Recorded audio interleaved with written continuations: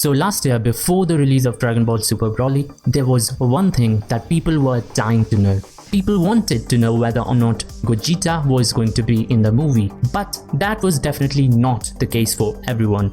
Many people didn't want to know anything about Gogeta because knowing it would have been a massive spoiler. So these people were trying their best to mute all the keywords, and they also stayed away from social media. But then 2 weeks before the movie came out in Japan, TOEI released a trailer for Gogeta on their own. So TOEI essentially spoiled the movie for all of those people. And this was not even the first time they did something like this. Back when Dragon Ball Super anime was still going on, we would get new spoilers every single week. For example, on October 8, 2017, for the first time ever, we saw Goku fight Jiren. This was the 1 hour special episode, and although that was an amazing episode, the next thing that everyone was excited about was Hit and Jiren's battle. Hit and Jiren was supposed to fight on October 15. However, on October 12, we received spoilers which told us that Hit was going to lose in the upcoming episode. So why did TOEI do this? Why did they spoil that Hit was going to lose in the upcoming episode 3 days before that episode even released? Well, to understand this, you have to first understand where the spoilers actually come from. Does TOEI have a Twitter account where they post these spoilers, or a Facebook account? Well, the answer is neither of those two. For the most part, all the spoilers that we receive for any anime can be divided into 2 categories. First one are the direct spoilers, and the second one are the indirect spoilers. Direct spoilers are the ones that we receive directly from companies such as TOEI. Indirect ones are the ones that we receive indirectly from, let's say, magazines or even the TV station guides. Majority of the spoilers that we get come from Japanese magazines. These magazines contain different type of content. For example, there is a magazine called Weekly Shonen Jump. This is the same magazine in which we get our weekly manga such as One Piece, The Promised Neverland, Dr. Stone, and all the others. This magazine is released every single week. Then there are also other magazines such as VJump, which is released every single month. VJump is the same magazine in which we also get Dragon Ball Super manga. Well, these magazines are good and all, but you might be wondering, what does this has anything to do with spoilers? Well, the thing is, apart from our weekly and monthly manga chapters, these magazines have tons of other stuff. They have ads for different anime, they have news for upcoming anime, they have announcements and tons of other stuff.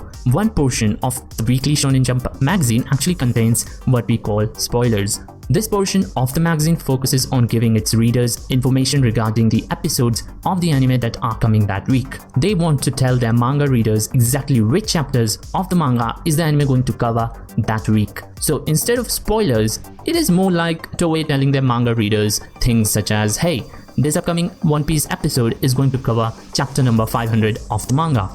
However, this is where things get a bit more complicated for Dragon Ball Super, because Dragon Ball Super didn't really have a manga that it was following. So everything related to Dragon Ball Super that was released in this magazine was new to everyone. Moreover, there is another problem that we have, and that is leaks. Weekly Shonen Jump is a magazine that is supposed to release every Monday. However, many shops already receive this magazine 3 days early on a Friday. Many of these shops don't actually wait for a Monday release date before they start selling those magazines. Due to this, we get a sneak preview for an episode that we are not even supposed to read yet. This is exactly why stuff as Hit losing to Jiren was not even TOEI's fault.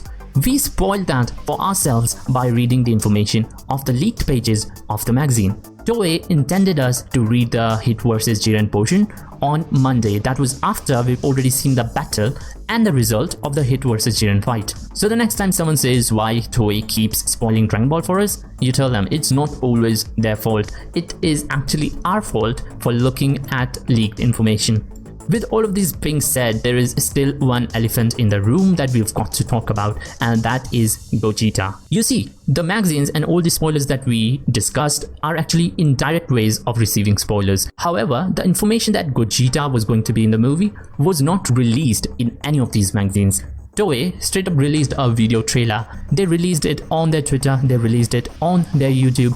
They even went as far as to buy ads on YouTube to showcase Gogeta. Gogeta's face was all over the main page of YouTube due to those ads. It was everywhere. So why did TOEI do that? Well, the simple answer to this is marketing over art.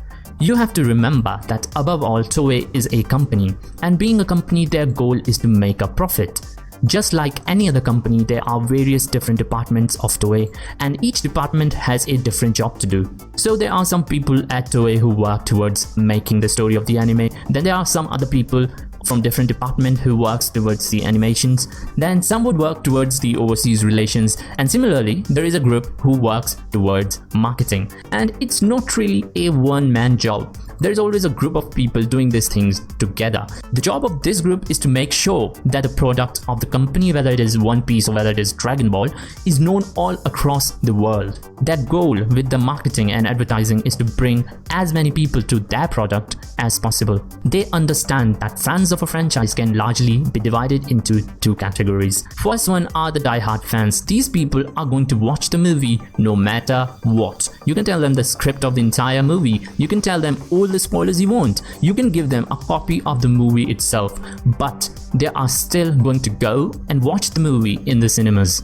Then there is a second group of fans. These fans are slightly interested in the movie, but they are not 100% certain on whether or not they'll watch that movie in the cinemas. These people are fans of the franchise, but they are not die-hard fans. They are not the hardcore fans that other people are. What any company aims to do with their advertising and marketing is to bring in more and more of these fans to spend their hard-earned money on their product. And how are they going to do that? How are they going to convince these not so hardcore fans to spend their money on their movie? Well, the answer is simple. They can do that by building up hype. These companies want their trailers, their news, their interview articles to, in a way, build hype to get more and more people talking about the movie. If you go back and watch the trailer for Attack on Titan's new season, you're going to notice how good it looks. The reason for that is, with studio's best animators who are already working on the trailer way before the rest of the team even started working on the episodes. And why would they do that? Well, to build up hype, to get people talking about how good that trailer looked. Doing this is going to bring more and more people to their franchise. Many people who don't even watch Attack on Titan may start watching that anime looking at the trailer for season 3. The better the trailer looks, the better the chances of those people watching the anime. And when it comes to thinking about spoilers in conditions like this, it is really simple. If Toei gave away the spoiler that Gogeta is going to be in the movie, do you think that die-hard fans are going to skip on that movie? Well, of course not. However, it will definitely raise the hype and bring more fans to the movie. There are also people who have their favorite characters or within a franchise. So even if someone is a casual Dragon Ball fan, but they love Gogeta, hearing that Gogeta is going to be in the movie is definitely going to raise their interest in that film. This is essentially what Marvel did with their movie Civil War. They revealed that Spider-Man was going to be in that movie for the first time ever. He was going to be a part of the MCU, and Spider-Man is huge. Lots of people love him, and